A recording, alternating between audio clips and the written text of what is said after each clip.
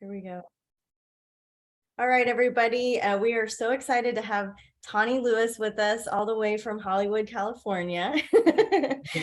I'm so happy to have you here. I know that most everybody that's live with us will have heard the interview that we did and will want to stay on for questions. But I just want to turn it over to you as quickly as possible so that we can honor your hour with us. And before we get cooking, if you want to tell everybody where they can find you and find your work so that they can, follow you too. So she's at Intuitive Tawny on TikTok and on Instagram. And then what's your website? Oh, intuitivetawny.com. Okay. All right, great. So she's Intuitive Tawny everywhere. She's very consistent. Okay. And so guys, we're talking about paranormal investigations tonight, and I'm excited to learn alongside with you. So take it away, Tawny. Awesome. Well, Tiffany, first off, thank you so much for having me. I really appreciate it. And thank you guys all for being here. So yeah, I'm Tawny. I am a professional paranormal investigator, and I'm also a certified psychic medium. I've been doing investigations for a little over 12 years now. But what's awesome is I am able to intertwine the paranormal investigating with the mediumship, which is a lot of what we're doing today. I do have a lot of information, so I'm just going to jump right into it. There's going to be some discussions. I do have PowerPoint for you guys to have things to look at, but towards the end of class, there's going to be interactive group work, which is my favorite part of whenever I teach. So give me one moment while I go ahead and share my screen. Let me know, Tiffany, if you can see this. Can you see my screen? Tiffany, sorry. Can you see my screen, Tiffany? Yes, I muted myself to not. Yes, we can see your screen and we can see the whole PowerPoint. Perfect. Awesome. Thank you so much. Okay, yes. Cool. Let me go. Okay, so just some class rules, which are actually similar to what Tiffany said. Just have fun and be open-minded. Don't overthink anything. Stay muted unless you're called on, but I believe she already muted you, so you're good. Feel free to ask questions in the chat. If I do not catch the questions, I will get to it before we end the class. And of course, be kind and respectful to everyone. So, okay, cool. So, world of paranormal, what fits? So a lot of people don't realize that paranormal encompasses a lot of things. They always just assume it means ghosts and hauntings. All these things fit into paranormal. So hauntings, of course, ghosts, spirits, that's the most popular. That's what all the paranormal shows are about. We also have UFOs, cryptids. I actually learned about cryptids like 4 years ago. Cryptids are basically things like Bigfoot, Mothman, I didn't even know what that was. The Loch Ness Monster, those are cryptids. And there are people that actually study it. They're called cryptozoologists. I was like, oh, that's a thing. Okay, cool. So folklore legends are things like Paul Bunyan, unicorns. They're just legends. They're stories that people talk about. Mediumship and psychic. So if you guys are a medium or a psychic, congratulations, you are paranormal. So I'm excited about that. Reincarnation, past lives, of course, that falls into the world of paranormal, and time travel, which there are a lot of people that really believe in time travel. And just a side note, if you guys remember, please look up somebody called, his name is Andrew Basiago. He claims that he went back in time when he was a child to Lincoln's address, and there's a photo of a little boy, and he says that that picture is him. So Andrew Basiago is very interesting. So, okay, paranormal, the stigma. I always mention this because as we do this work, people already have their preconceived notions about what paranormal is. They think that we are doing dark work, and it's not, based on how you look at it. So the first thing I always hear is, it's evil, it's dark, am I going to get possessed? Or am I going to be attacked? Can you help me? I mean, yeah, it shows up on the TV shows where someone's scratched or attacked, but I've been doing this for over 12 years, and I can tell you, that has never happened to me because I've always set my intention, which we're actually going to talk about a little later. Is this like the films Paranormal Activity? What about Independence Day when the aliens come? No, it can be. There are places that are haunted like the Paranormal Activity where we have poltergeist activity, which we'll talk about. Things are falling, things are not falling off the shelves or whatever. But for the most part, based on how you approach paranormal investigations and what your intentions are, none of this is going to happen. So this is weird. and you are weird. Can you prove any of this? What's funny about this statement is people closest to me say this. My mom has said that. I'm like, what? Am I weird? So, I mean, you know what, if I'm weird, cool. You know, it's cool to be different and unique. Can I prove any of it? That's actually why I do this work, because majority of it we can't. It's the unexplained. It's, you know, it's learning about it and finding out about it. So if someone were to ask you, you would just say, you know, I love learning about it. I love finding out about it. And I'm open-minded. So let's see what happens. Will I be cursed or hexed? I've heard this a lot from people. They think that they believe in that. I actually do not put my energy towards things like that. Again, intention, keyword, because it's just, if you put energy towards it, then it's more than likely to happen, or the energy is around you. So I'm going to say, no, that will not happen to you.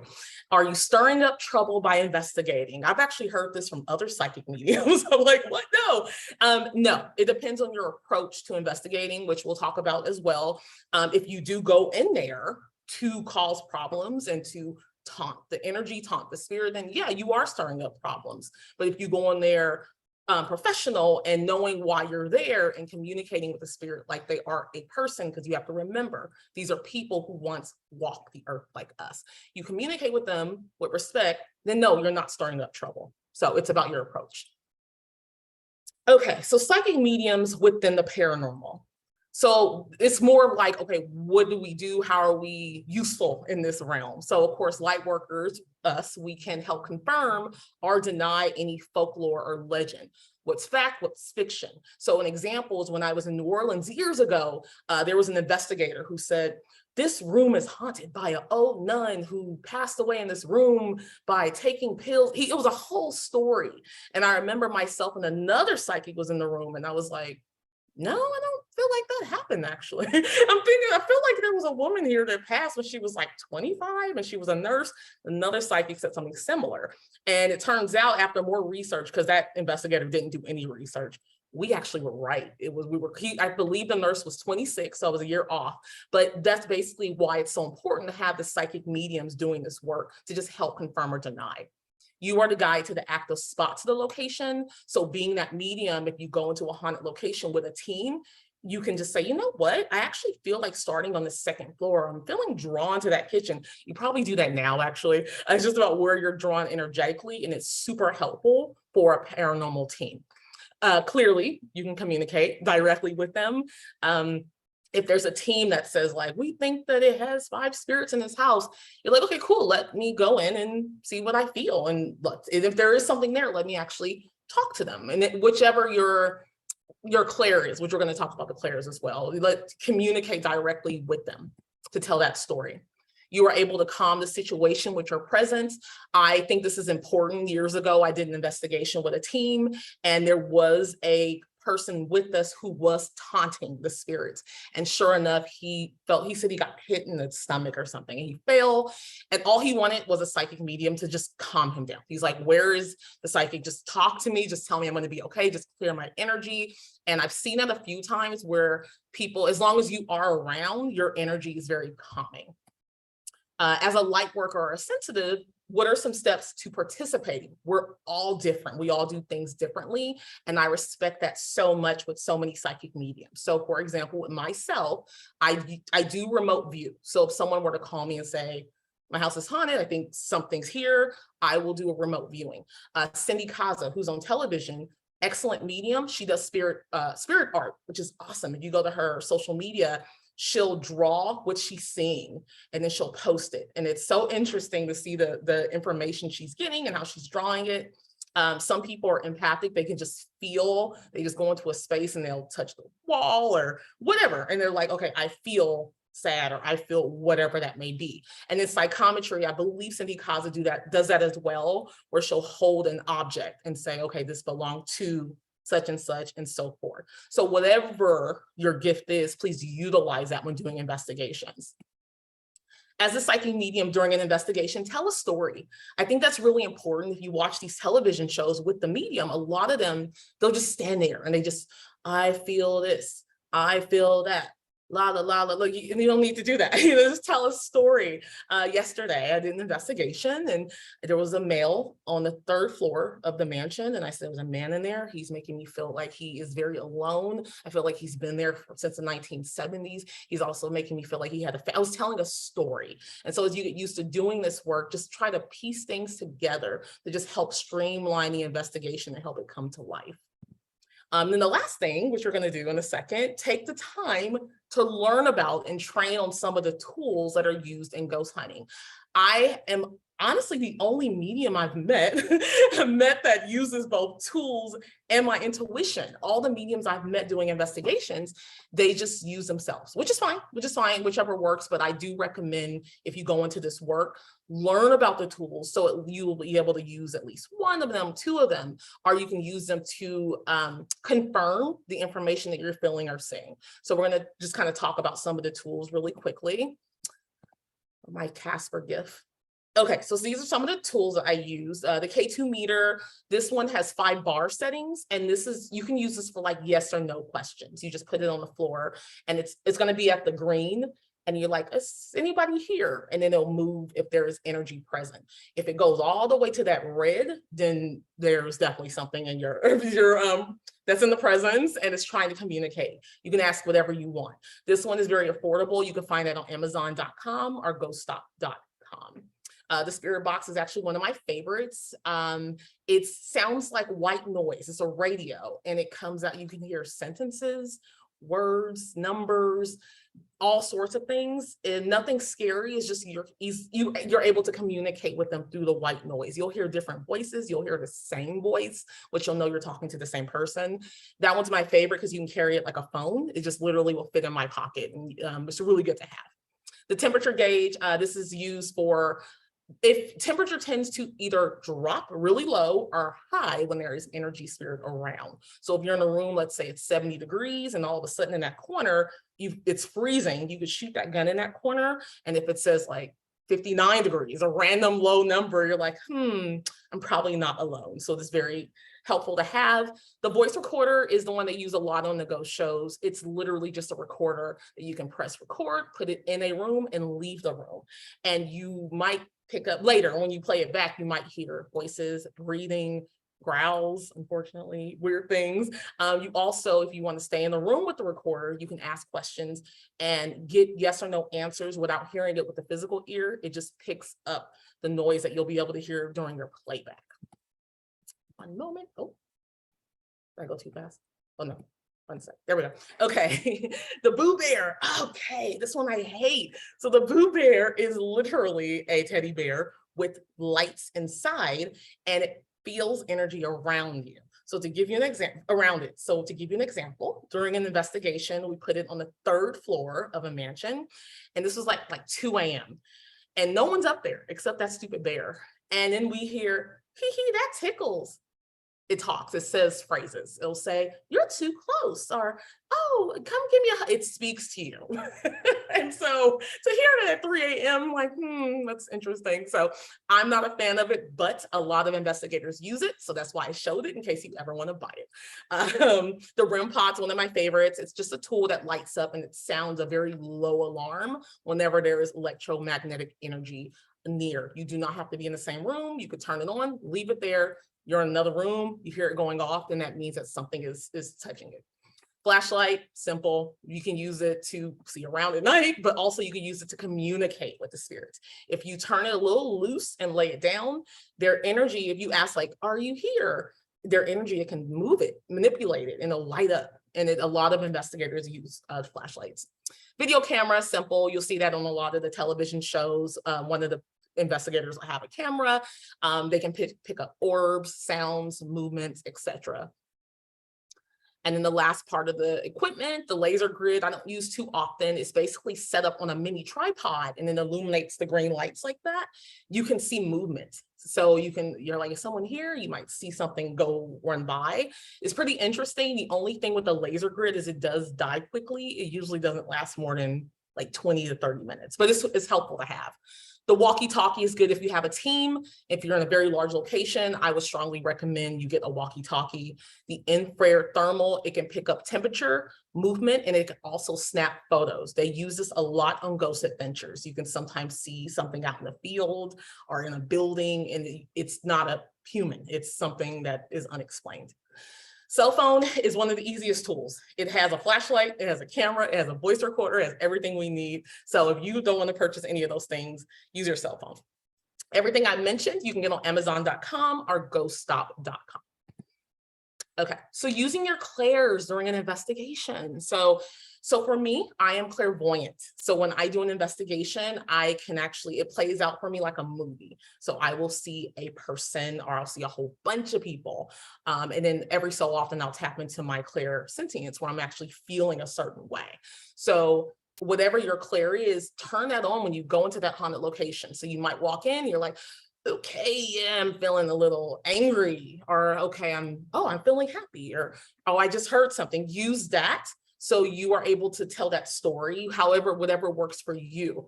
My sister, who is a denying psychic medium, she just knows. It's really creepy. She'll go into a haunted house and she's like, there's a little boy staring at me. I'm like, do you see him?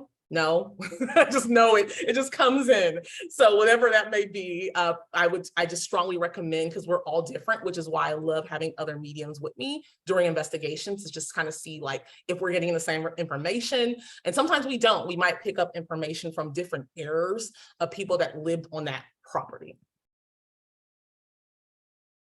So dramatic, sorry. Okay, remote viewing, which is mainly what I will do, used to be referred to as telesthesia and traveling clairvoyance. Seeing remote or hidden objects or places, with your third eye. Some people feel like it's like an out-of-body experience. And for me, like I said earlier, it's just literally like I see it play as a movie. I would recommend, and you don't have to, remote view before an investigation. So if you decide to go this route, someone might contact you and they're like, oh, I think my house is on it. And you could just assume and help them out. Or you could like, you know what? Okay, let me see if I tapped into you and your energy. Would you understand, do you live in a 2-story house? Yes. Would you understand, is your house white? Yeah, it is. Oh my God. Okay. And then would you also have a garden on the side? Yes, I do. Cool. And then I know that I have that house. And then I tap into the energy and I'll say, oh, and without going too deep. And I'm like, oh yeah, there's some presence. Okay, cool. I will figure out how to help you. Or you'll tap in and you're like, feeling kind of light. I don't know. I'm not sure if that's what I'm getting, if it's right. So it's super helpful, but it's not required. It's just recommended.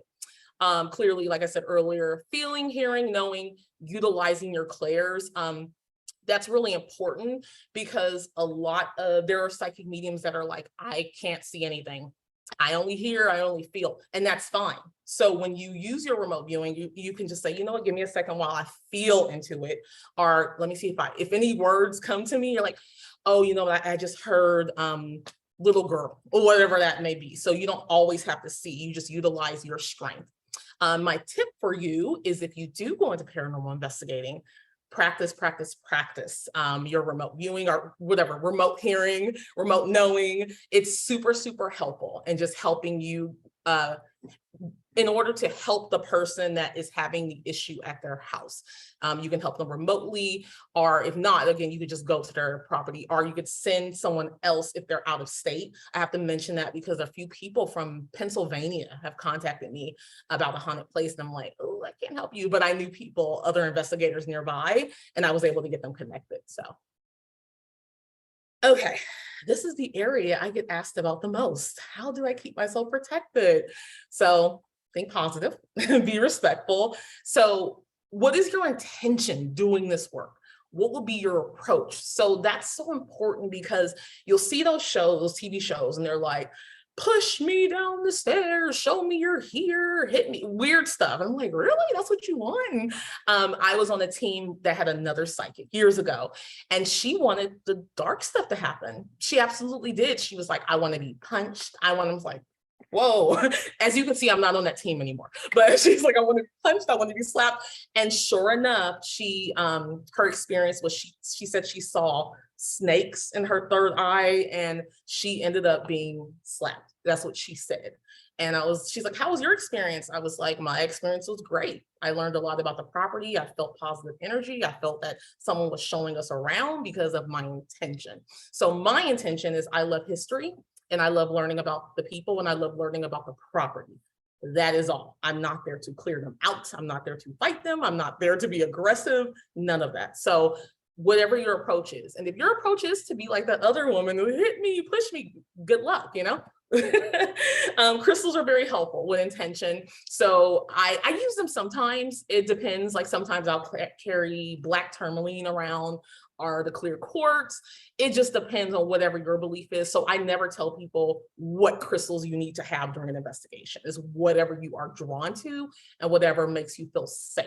And then when I say with intention, this is just me. Sometimes I'll say like a little prayer over a crystal. This is for my investigations. I want this to protect me, whatever that may be. So protection and intention discussion with spirit guides and angels, our loved one and spirits. I put all that because there's some people that don't really connect with their spirit guides. There's some people that aren't sure, you know, who their angels are, but they do, of course, know their loved ones in spirit. So I always do a protection prayer before an investigation, and then I'll do one at the end of the investigation. That has always helped me as long as I've been doing these investigations. I have never had any issues. And I'm always so adamant about that because I know that this is one thing that people worry about getting into this work. But my intention was always positive. I just said it, prayer before and after the investigation. And I also will do it for those with me. So if there's other friends or groups, I'll kind of surround them all with the white light of protection and I'll have them kind of participate if they'd like to, but they don't have to. The key word here, as I said earlier, is your intention. Whatever that is, go for it. And I can guarantee you that that's what your experience will be. How to identify a house, very important to know. Because if you guys go this route, you're going to start getting calls and messages, code spots in various areas of the house, unexplained noises, the feeling of being watched or uncomfortable, being touched. God, that hasn't happened to me yet. By something unseen, seeing or finding orbs in photos. That is the most common. Seeing movement in your peripheral vision, items being moved or misplaced constantly. And then the number one for me, or at least from the calls I've gotten, animals or young children staring into one spot. That is the most common, where their kids, the 2-year-olds just like staring at it. They're like, I don't know what's going on. So this is important, not just for yourself as psychic mediums, but for people that are going to contact you asking like, oh, I think this is what's going on. And you can ask like, oh, tell me what's happening. And then you might hear a few of these things, or you might hear all of these things. So it's good to know. Okay, so there's different types of hauntings, and this is important because as a psychic medium, you're going to have to learn how to identify or know. Yesterday, when I did an investigation, that was really important because as we were touring, I was like, okay, this is definitely a haunting. And I was like, no, this is residual. At another investigation, I was like, okay, this is dark. I'm not dealing with that. So, and as psychics, you're going to know that you're just going to have that feeling. So residual is not a haunting. It's basically like a imprint. It's a replay of a past event. It's like a recording. So a brief example is my sister was shopping in Walmart. This is a few years ago. And a little girl just ran past her and she almost hit her with her cart. And she's like, oh my God, I want to make sure she's okay. She went to look for her and could not find her. The little girl did not exist. And she told me about it. I was like, and we did research on the area. And it turns out that the Walmart used to be a neighborhood with houses, and a little girl was killed by a car years ago. So what my sister saw was an imprint of her running across the street. And that probably happens constantly at that location. And very few people can see it. My sister saw it because she is a denying psychic. So that is basically what a residual energy is. And yeah. The poltergeist. Okay, so luckily I have not dealt with this. A poltergeist is basically violent manipulation of physical objects. Things are flying through the air, things are moving. Most common theory is that it's the presence of a living being that brings energy to a home that a spirit or poltergeist uses to interact with the living. I don't know how they manifest or what it's about, but they're usually the most violent and the one you don't want anywhere near you. So I have an example, so I'm going to play this. Hopefully you guys can see it. Weird. Oh my gosh.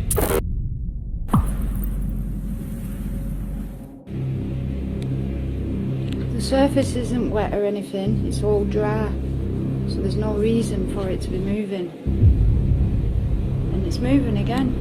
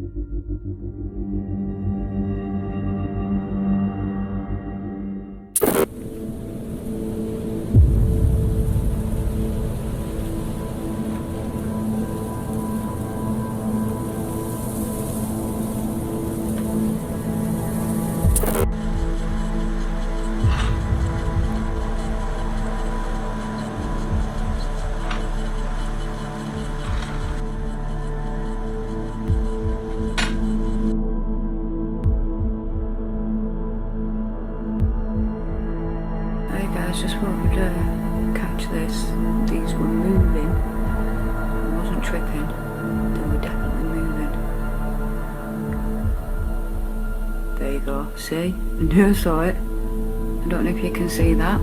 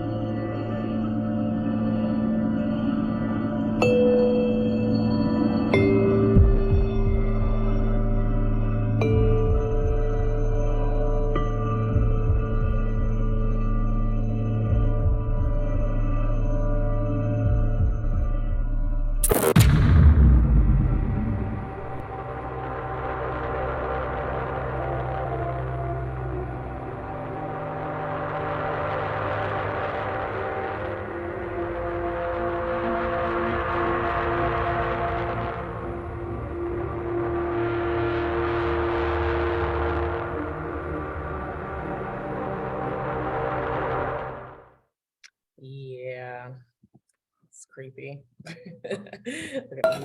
Oh, sorry, I didn't mean to restart. There we go. Oh yeah, that was right. There we go. Okay, intelligent. This is the type that we see the most on television, or if you are an investigator that you usually come in more encounter with. This one is carrying the information of who they used to be. They can carry on their former selves, their memories of the things that they used to do, the things that they like, the history.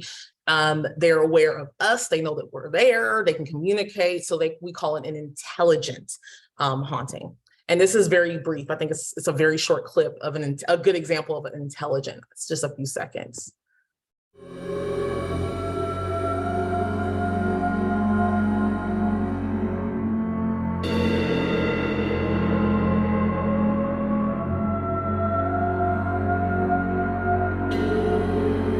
Wild and Greece, I know. Well, they're so wild and Greece, I know. Well, they're so wild and Greece, I know. Well, they're so wild and Greece, I know. Well, they're so. That was like I would say a class A EVP. Like you can definitely hear that person. Oh, there we go. Okay, I roll my eyes because I don't give this energy. I don't deal with it really as an investigator, but that's just something that is demonic or inhumane. They are not a ghost. They are non-human. They can disguise themselves as a child, a regular person, a friendly spirit, but they are anything but. They can feed off of humans in a household. These are the type that if you are scared or you give them control, then they will absolutely take it, meaning those are the ones that end up with people with scratches on themselves, or they're like, something pushed me or harmed me. It can be hard to identify when you have one. If someone that were to contact you saying they feel like they have that, I would definitely, there's different things you can do based on the situation, but you can have the investigator actually go to their home, or you can find another one locally to actually go and help them. I would also recommend having a psychic medium participate as well, just to confirm the energy. But luckily, this is not something that I've really had to deal with in my career. My intention is to stay away from it, and I've been successful with it. So, okay, so ethics during an investigation. I have to share this because unfortunately, my time of doing this work, there have been times I have not seen it. So, ego. Please get your ego in check. So do not walk into an investigation like, I am the medium, I am amazing, I am almighty powerful. Don't ever do that. We are not perfect, we are not God. You know, we're gifted, but it doesn't mean we're always 100%. So it's going in knowing like, I am here to assist you in any way. The person that owns the property. I'm here to assist you and just kind of see where I'm guided and what's going on to give you some advice, but it's not like I'm going to solve all your problems. That's not how you should approach it. Taking too much initiative as a spiritualist or an investigator. I was trying to think of a really good example of this. It's similar to the ego, but it means basically not going in there saying, okay, this is a good example. The Whaley House. It's been there since, oh my goodness, I believe the 1800s. It's in San Diego. They like that the property's haunted. They want people to come and spend money on the tours. They're like, please come to our place and spend money. Whereas the egomaniac spiritualist or investigator would want to go in there and say, I am going to clear this place. I'm going to send them all to the light. And they're like, Whaley House is like, did we ask you to do that? No. There are people that do want you to. They're like, please come to my house and please get rid of whatever is there. Awesome. But do not take that initiative thinking that you are going to solve it if they did not ask you to resolve their issues there. Be a team player and involve other people. It's my favorite thing to do. I always, especially now, because as I said earlier, I was on a team that had another psychic medium, and she did not like to involve other people at all. She's like, I want the spirit to be angry and push me, and I wanted to do it with everybody else. I was like, what is happening? So no, I like to bring other mediums on and just see if they're getting the same information. I love having new investigators come and just get their opinion about the property. I'm a big team player when it comes to investigations, and I would definitely recommend you do that. Set your intentions. I've said it 1,000 times. I'm sure you know what I mean by now. Be respectful of other investigation styles. Everyone does things differently, and that's totally fine. I encountered a medium in investigation. The way she got her information is she rubs her hands together. I thought it was very interesting because I've never seen that before. But guess what? She was getting good information. And I was like, oh, I was like, okay, that's cool. You know, another person I met, it's weird. It's almost like it's like something's punching her, and she, not really, but that's just how the energy comes at her. And so she kind of like, it's like she's hiccuping, but her information is great, and I don't judge her for it. I just think it's interesting. So if you are with other mediums, just be respectful of how they get their information. This is common sense, no taunting of the spirits. I've seen it a lot, and it's unfortunate, but definitely do not do that. You're either not gonna get any activity, or you're gonna get the wrong kind of activity. No use of substances, common sense again, but unfortunately I have seen it where there are mediums that say, I get better information if I'm drunk, or, oh, I wanna smoke this. And I'm just like, interesting. Unprofessional, but also it's just not a good idea. So clearly do not do that before an investigation. Be present, just be paying attention. And I have to put this down because years ago I did an investigation, and the founder of the team, the one that created the team and got us there, he actually fell asleep in one of the rooms during an investigation. And we were like, okay. And he's like, oh, I'm sorry, I was just so tired. And so I always throw that in during the ethics part. Please be present to what's going on, whether you are an investigator or a psychic medium. And then take notes if possible to compare with others. I do this during my investigations. When I do my walk around, I'll jot everything that I'm getting down. And then later I'll just kind of sit with everyone and say, okay, what did you get? What did you get? And then we're able to tell a story. It's very interesting. So one might be using the tools, another one might be an intuitive. I'm jotting stuff down and we're like, holy crap, we just told a story. Oh, this is so cool. So that's what I would recommend. Okay. This is my favorite part. People love doing this. Okay, so we're gonna do an interactive group exercise. Let me go ahead and show you. So what's gonna happen is I'm actually gonna show you photos of haunted places. And I want you to energetically tap in however you want to do that. If you wanna use your clairsentience, clairvoyance, whatever. And just start jotting down what's coming to you as you look at this picture. After about a minute or so, 2 minutes, I'm gonna have you put in the chat what you're getting, okay? Then we're gonna discuss it as a group. I have the information on each property and we're gonna talk about it. Okay, so the first picture. So whatever you're getting, whatever you see, whatever you feel, just write a few things down. And then in a second, I'm gonna have you put it in a chat.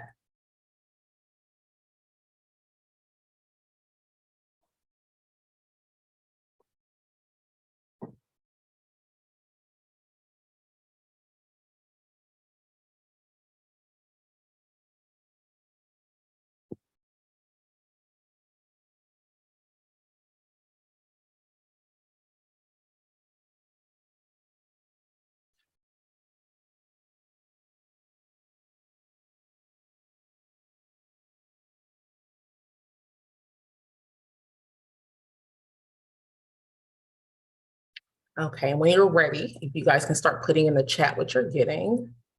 I'm opening the chat for me.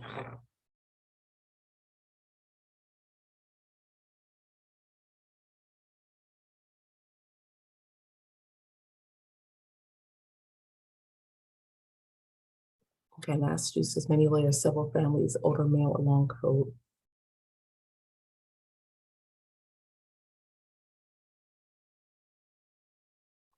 Yes. The wedding, the big party, just reading your chat.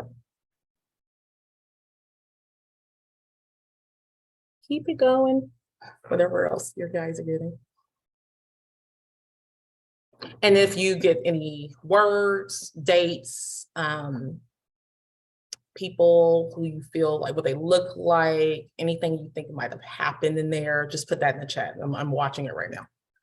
Light airy, 18, wife murder, second floor balcony, second door from the right. Number 18.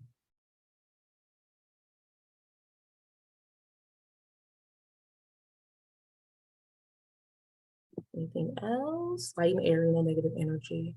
Pink to the. Okay, anything else? Fire. A little girl for me, happy. Okay. Anything else before I show you the next slide? Work from the left. Okay. Okay, so before we go to the next slide, this one is interesting because I'm very curious about it. And my friend and I went and like stood off to the side of it. We weren't there that long, don't worry, we weren't stalking or anything, but it's a very interesting house because of the history there. So let me go ahead and show you. Oh, and please note, I forgot, I don't know if I mentioned this, but psychic mediums, they do tend to pick up things from different decades. So if there's anything that you're like, oh, I didn't get that, don't even worry about it. You probably picked up something from whatever year, you know, because I'm sure a lot happened in this house. It is fairly old. So let me go ahead and share. 1 second. Oh, there we go. It's so slow. Go. There we go. Lana Turner, famous actress, 1950s. This was her house. It is in Beverly Hills. It was owned by her. She was physically abused by her boyfriend. In 1958, when she returned home from the Academy Awards, he beat her again in her upstairs bedroom. Her 16-year-old daughter, Cheryl, came in and stabbed him in the stomach, and he died in the house. Due to her fame and her daughter's age, it became a big scandal back then. And the jury deemed it a homicide, and she was ordered to see a psychologist and live with her grandmother. When you get a chance, please look up this story. It is very interesting. But Lana Turner, her daughter Cheryl, and you'll see pictures of Cheryl. You'll see pictures of Lana trying to avoid the press. You'll see what her boyfriend that passed away in the house looks like. When I went to the house, I stood outside. I felt his energy on the first floor. And then I was drawn to the second floor as well. Because I was like, oh, something, I think it happened. Yeah, upstairs. I think someone mentioned the upstairs bedroom. So yeah. Okay, next one. One of my favorite places. Okay, so take a moment, start jotting things down, and then I'll have you put it in the chat in a second.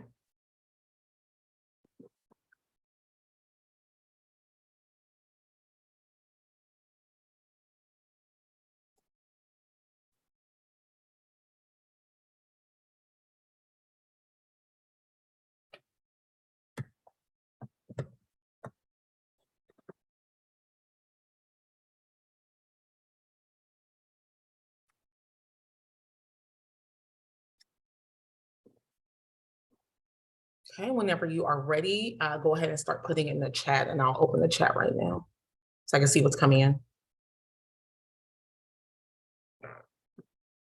Ohio Creative Books Library Signature. This picture first appeared. Yep.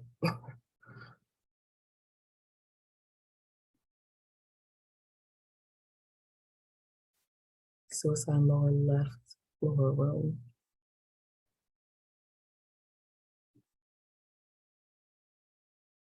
Elderly lady, something with stairs.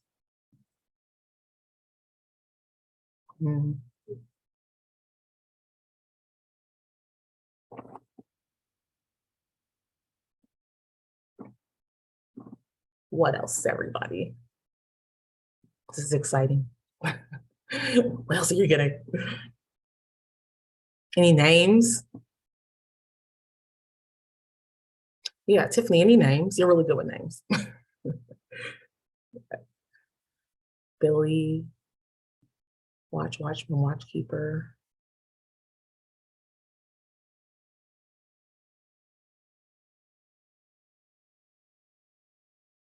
G name, K name. Okay. Looks similar to house on the run here, Okay. Before I show you, okay. So while you want to put the last few things in that chat, so this place I tend to mention a lot when I do third floor team. I do this place a lot. I've investigated it like twice, and one time I had to actually stay overnight there. I don't know what I was thinking, but whatever. I was a part of a team, and we all had to stay the night in that house. So it is highly active. There's a lot of history there. This is located in Lake Arrowhead, California. Let me go ahead and go to the next slide so you guys can learn about this scary place. Come on, I'll tell you.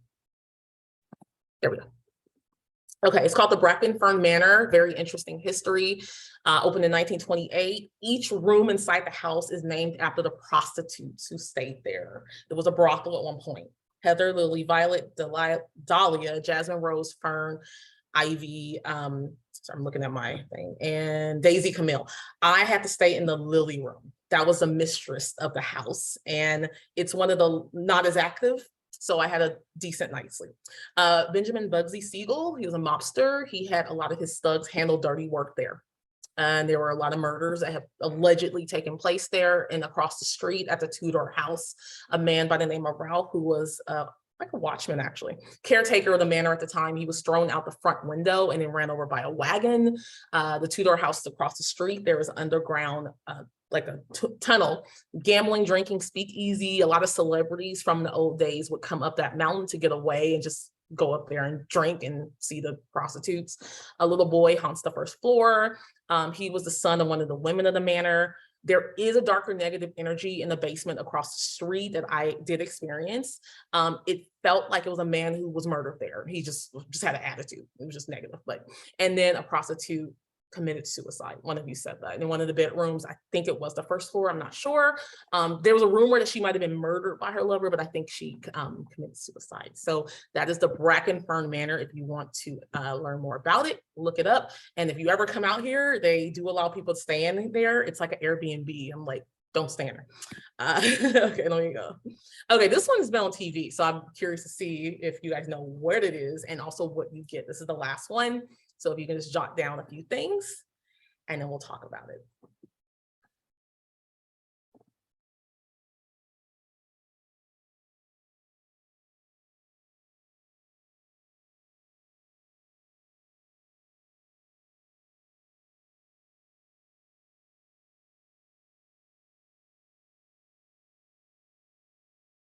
Okay, I'm gonna open my chat.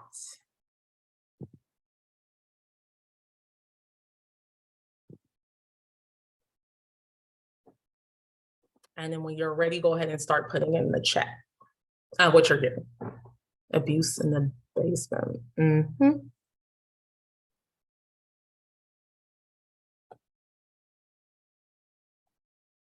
Mm-hmm.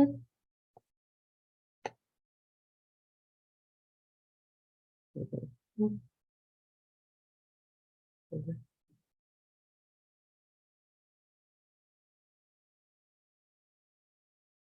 Anything else? Names, always say that. Names, any numbers, sorrow, yep.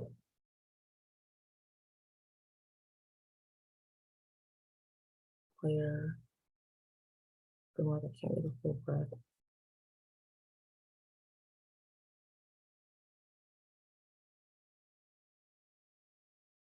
Okay.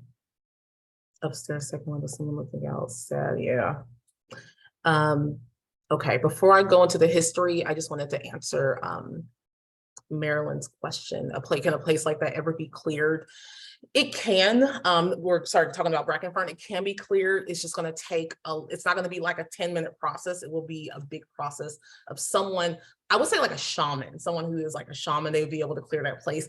The owners of that place is they're like, no, don't clear it. The people like coming here because of that. Just like, okay, so we're going to go to the Myrtles Plantation. It is very famous. It's been on a lot of TV shows, including Ghost Adventures, and I have been there multiple times. If you go to New Orleans, I strongly recommend you go. They have amazing tours. It is located in Francisville, built in 1796. The original owner was General David Bradford, originally called Laurel Grove. It is rumored to be on top of ancient Tunica Indian burial ground. It is often reported that at least 10 murders occurred in the house. It is heavy energy, and they rent rooms out. It is a hotel. I would never stay in there. Historical records highlight the murder of William Winter. He was an attorney who lived in the house. He was shot on the steps by a stranger. He died on the 17th step of the house. People say overnight that they can hear him literally climbing the steps and dying. So he's like moaning, and I think he's an imprint, residual energy, because they hear it all the time. In 1992, the proprietress of the Myrtles photograph would appear to be a slave girl standing between two of the buildings on the plantation. There's a lot of legends about Chloe the slave. If you remember, please look her up as well. There's a rumor that her owner at the time cut her ears off because she was listening. And so she's being nosy. And so to punish her, he chopped her ears off. And so she wore a turban around the plantation.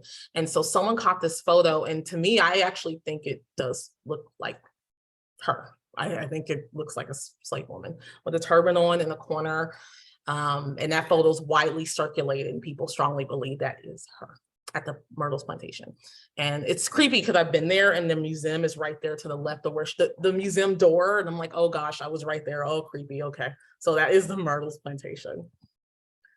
Okay, that was fun. Okay, so preparing for a real paranormal investigation. So if you guys do decide to look more into this or do this, the things you need: water.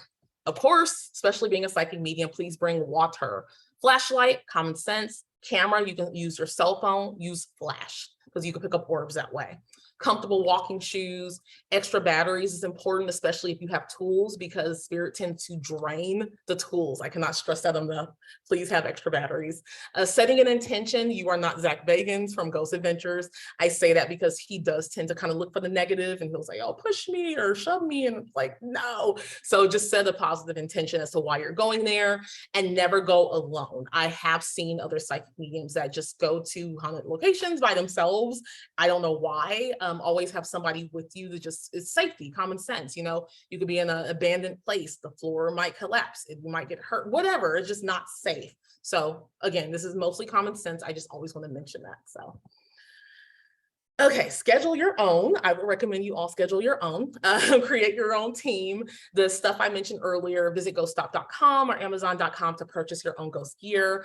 Research local historical sites wherever you are. Just create a list of all the places that are historical, all the properties that are historical, and just have that.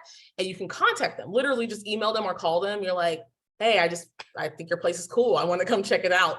A lot of them are fine with it as long as you pay them. So they're just like, yeah, you can come for 2 hours. I'll charge you $100. There are some places that are ridiculous. There was one place that wanted $400 an hour. I was like, yeah, no, I'm not doing that. So just be prepared to pay a fee. Insurance waivers, they might mention that. It's rare. I'm just telling you in case it's brought up that it is normal. They just want to make sure, you know, if you're hurt on their property, that it's covered and that you don't try to cause any problems. Not to scare you, I've never been hurt on anybody's property, so don't worry.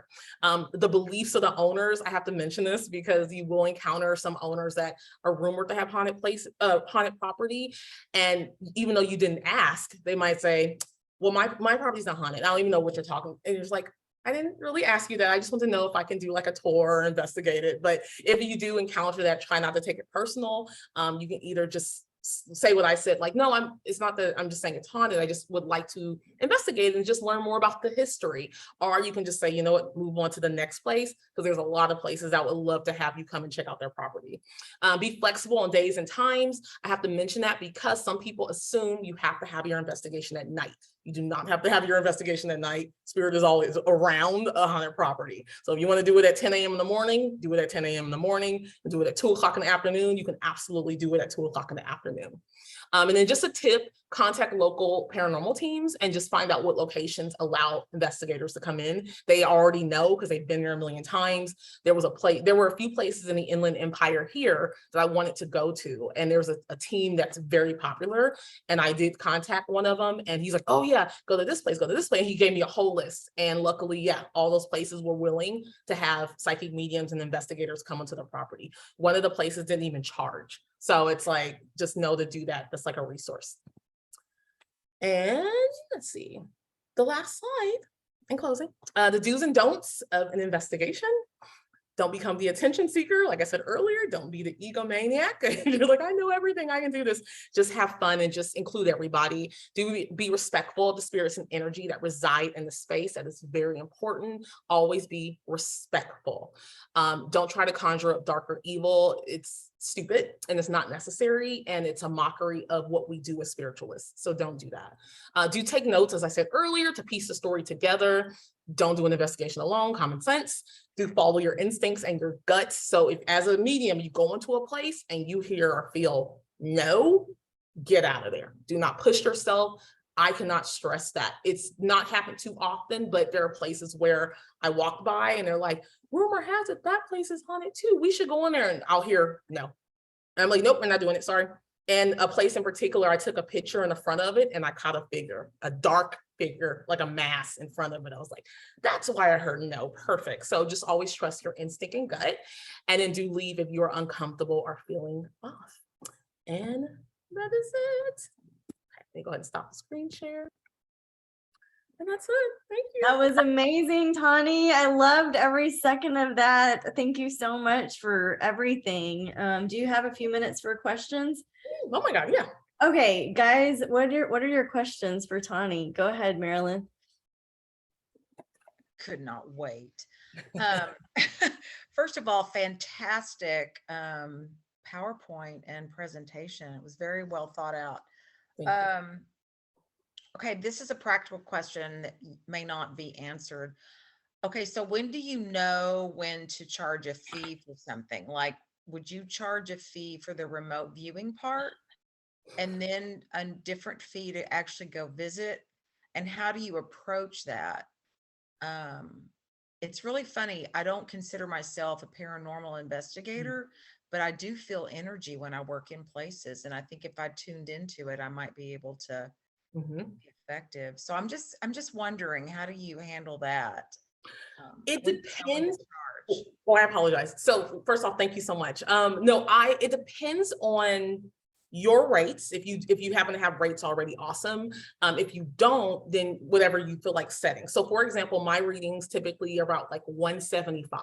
So if someone's like, hey, oh my God, can you come out and see my home is haunted? I'm like, okay, cool. Like I said, my rate is 175. It doesn't really fluctuate unless it's super far away. There was a place that me and my team went out. It was like 2 hours away from LA. And so I bumped it up just a little bit. I thought this was a while ago. I think it was like 250. I want to say I wish I can give you a better answer. I want to say it depends on you. Now, remote. Yesterday, I did a remote investigation. It was kind of cool. I had a medium that was physically there that I knew. And then there were two people that were like, this mansion is haunted, and I charged a little less just because I wasn't there. I was literally on the laptop like this. And I charged about 150. And I was a little more lenient with that just because I wasn't able to physically be there and walk the entire space. It was me on the computer, just like feeling everything and seeing what I could see clairvoyantly. So yeah, that would be, like I said, I apologize. I want to give you a better answer, but I would just say it solely depends on you. There are situations, there was one where a woman was desperate and she said her little boy couldn't sleep and he was disturbed all the time and there was something bothering him and she literally did not know what to do. And I also knew that she was someone that just didn't have like a lot of money. And my team and I we switched it around. Instead of me trying to get money, I was like, you know what? I do this work because I actually like helping people.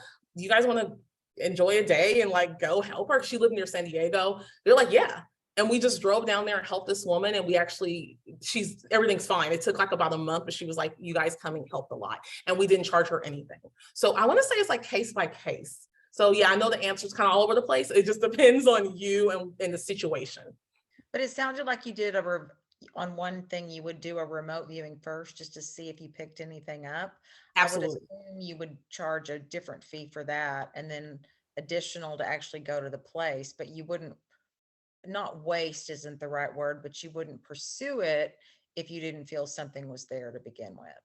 I wouldn't pursue it. However, I don't want to say like deny a customer. So one of the places in Pennsylvania, she was like, there's something here. She described it. And I felt like it was a family member. I remember that I was like, okay, it's very light. It's not heavy. However, I could tell that like, I didn't want to just be like, sorry, family member, bye. I actually referred her to a team out in Pennsylvania and they confirmed that they connected with her and they were able to help her and just kind of follow through. They literally were able to go to her house. So I would never deny anyone. I would just kind of give them my opinion and suggestions as much as I can. And if I'm able to send someone that's fairly local, then I will absolutely do that.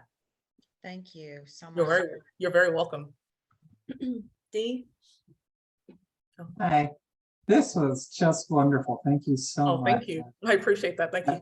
I am always so intrigued and perhaps not the first person you might want to call. Not getting any vibes. But one thing that it's almost over time, I've developed this pet peeve about when doing is anybody here you got the recording going? I don't know if it's just, because TV always condenses things, but people are always talking over the spirit talking. There's a little noise of, oh, what was it? What was it? Shut up. Record it. Can we put some policies in place? Yeah, actually, I was going to say, yeah, there are some teams where they're like, you got one, shut up. Two, if they say something or if they're like laughing or they cough, you as the investigator can talk over the audio. So say it's recording and someone says, you're like Lisa coughing. So like Yeah. Right? So you can do that. And then also you're right, the contaminated audio really sucks. So I would actually recommend if you do investigations to only bring maybe 2 to 3 people with you, if you can. Yeah, And just warn them about not stepping on the recording, not stepping on the whole point we're here. It just amazes me that you know, I have not been through anything like this, so it's easy armchair judging. Thank you. I have two questions. So okay, one is when you were like some of the things that you showed as poltergeist activity, I would not have considered poltergeist activity. So now I'm freaked out because I have had a lot of that. I mean, I've had a lot of like the phone is on this and it'll just move. It's not on vibrate, it's just going somewhere. And I'm like, hello friend, who might you be? And I like lean into it where it's like, Tiffany, you're about to get murdered. It's like, what? Who's there? So first of all, the poltergeist thing is big for me because when I go in to do either like a house blessing or a client has scratches and they want me to come understand, or the restaurant with the tortillas flying off the shelf, my big joke, like part of the entertainment is like, look guys, your loved ones are here and that's my intention, and I'm gonna talk to them and you're gonna have a message of loving, healing, strength, and hope, and I'm not afraid. But the second I get afraid, we're out of here and we're calling the Catholic priest because there's a poltergeist, and I don't do that, And so now I'm rethinking everything I think about poltergeist. I don't know if you guys are familiar with Stella Upton. She's another great paranormal teacher, like ancient, but she has a lot of poltergeist stories that are freaky and real, and I think that's another thing. It's like, it's so easy for us to stay in this, like, well, we just work with a light and that's our intention. But some people are having these real experiences, and how I handle it is I just say like, oh, well, we'll just call the Catholic priest. Well, when we were in Lilydale, the place where I was staying before, she was like, oh, we have a Catholic priest that does poltergeist. And I was like, my joke's real. My joke's not a joke, And she said, oh yeah, there was an 18-month-old baby standing up talking in Latin in the bed, or, and I'm like, I don't want to, that is not what I am here for. Yeah. But like I said, some of the stuff that you had in the poltergeist video, I guess it freaks me out a little bit because I wouldn't have classified it as that. And so I'm wondering if you can help us differentiate a little bit. Yeah. So, okay. First thing I want to say, there were a few things. First thing I want to say, it's okay if you're afraid or if something like the phone thing happens. I would say, first off, you are the vessel. How do you feel? So if you are one, you're like, okay, it's time to leave. I would probably think that's poltergeist, or like you were like, oh, hey, then it could just be a regular haunting that they're just wanting to play with you. Or if you're feeling like, I'm warm and tingly, why am I feeling? It's probably a loved one in spirit. So basically it's like, how do you feel? The next thing is, an example was at Brackenfern Manor, which I showed you guys a photo. In the basement, there is a darker energy that people are like, it's a poltergeist. They were freaking out. I went down there with a few people and we did see something move. And I tapped in, I said, okay, how am I feeling? And I was like, I'm not terrified. I'm just a little uneasy. I said, this is a man. This is an angry man.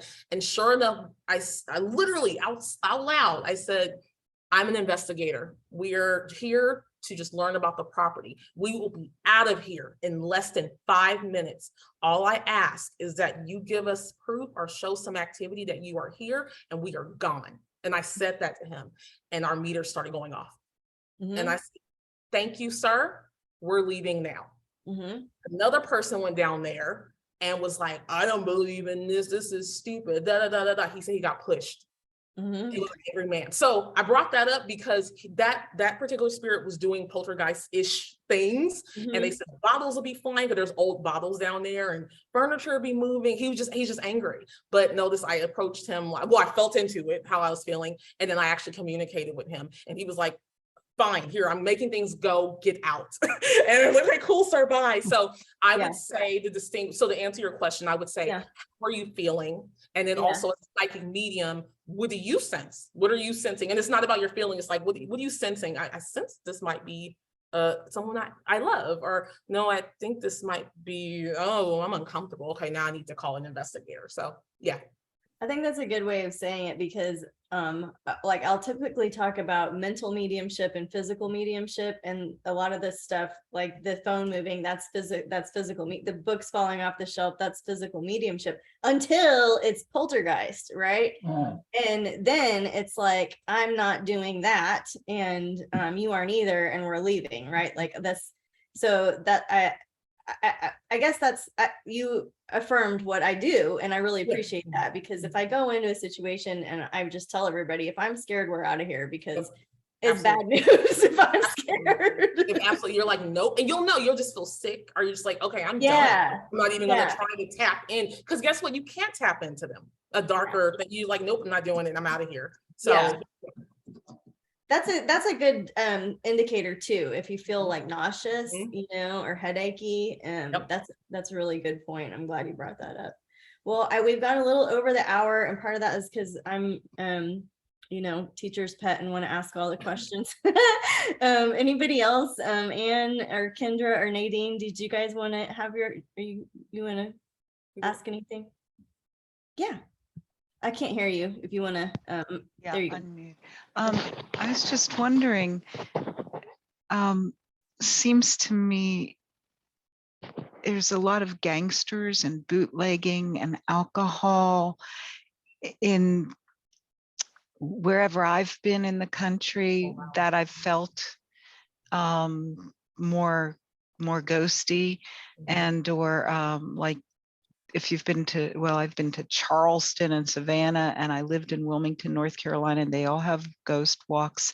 Downtown Pittsburgh has a ghost walk, and it seems like all the ghost walks end up, you know, well, and I don't go on them because I feel it already, that it's always like around where the bars and down in near the river where the barrels of beer might be transported, or the bootlegging. I was in Hot Springs and went to the club, what was the club's name, but it just felt so gangstery. You don't even have to know that gangsters were there. And Al Capone and all of them went through Hot Springs and disappeared at Hot Springs because they paid off all of the police at the time, and they had back doors and cellars and all that. So like, is that like where 90% of your investigations are, is like where there feels like the nefarious activities or illegal activities, or people caught up in or I'm just wondering, do you have like a sense of a percentage, or do you have a just general? You know what? Like I was just skimming about that. It varies. It varies. Like I was just thinking about all the places I've been to. It's kind of all over the place of the different types of hauntings I've encountered.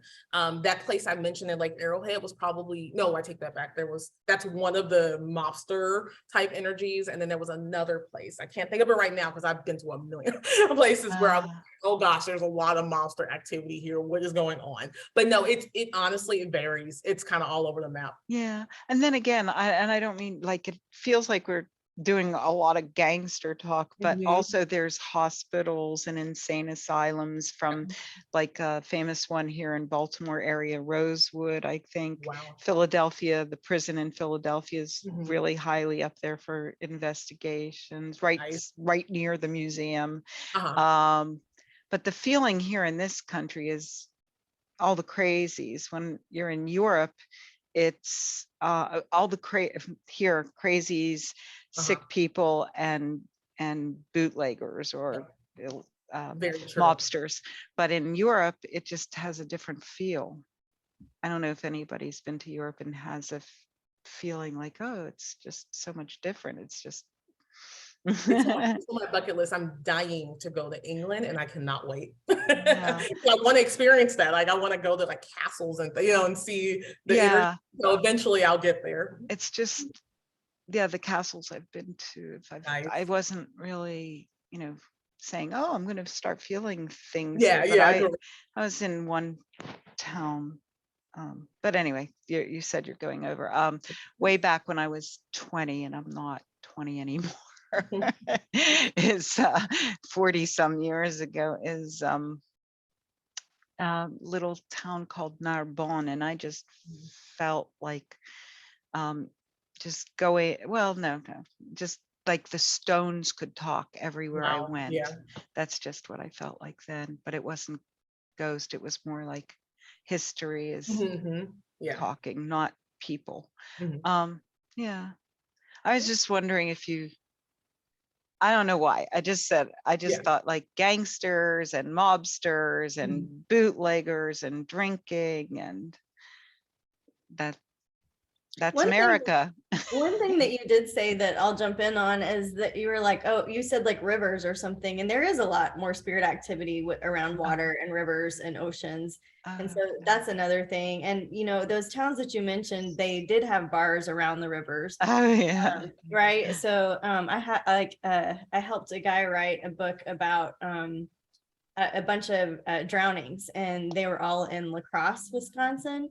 And so like that's when I started learning about the waterways. But you know, I think what you're talking about is pretty prevalent in that neck of the woods, so to speak. Wow. Oh, that's But yeah. well, guys, I want to be Wow. respectful of Tani's Alright. time, and this was such a great class. This is such a great presentation. I'm going to have it as a replay in the shop, but I'll send it to you guys so that you can have it too, and everybody in the membership that is watching this is a replay. I hope that you had fun too doing the practice exercises. Anything else you wanted to say in closing, Tani? No, just thank you so much for having me. And it was a pleasure meeting all of you. And thank you for coming today. I appreciate it. Yeah. Okay. Guys, good night. Thanks for being here. Yeah. Bye.